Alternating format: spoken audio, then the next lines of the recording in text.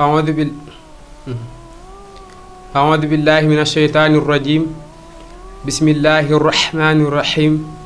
الحمد لله العزيز الغفور الودود الشكور، نحمده حمد الشاكرين ونستغفره استغفار الأوابين ونتوب إليه توبة الرجائين ونصلي على نبينا محمد وعلى آله وأصحابه أجمعين.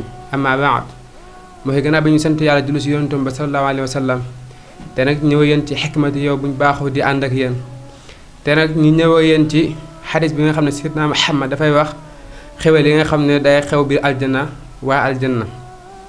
nee na ida daxala ahlul jannati aljanna qaal yaqulu llahu tabaraka wa taala turiduuna shay'an asidukum fa yaquluun alam tubayid wujuhana alam tudxilna aljanna wa tunajjina min annar qaal fa yakshifu alxijaaba fama utu shay'an ahaba ilayhim min annasri ila rabbihim azza wa jal.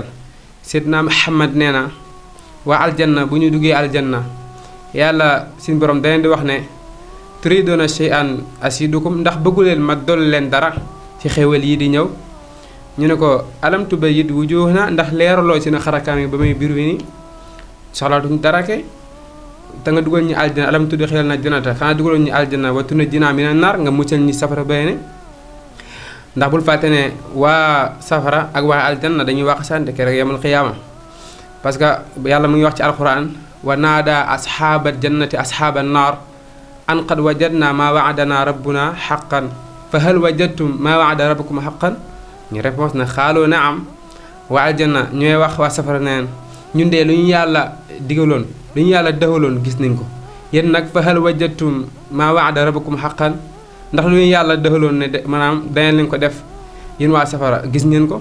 xaaloo ñu ñëpp ñu ne naa am gis nañ ko kay, ñii gis tataay yan ni ñu ci yàlla musal. kon mi ngi noonu xewal yi fay am yëpp nag gis suñu borom tamit dafay am, te loolu moo gën a màgg ci xewal yi. kon yal nañu yàlla boole ci waa ahlu janna la leen noonu tey ci xikmati yawm bi.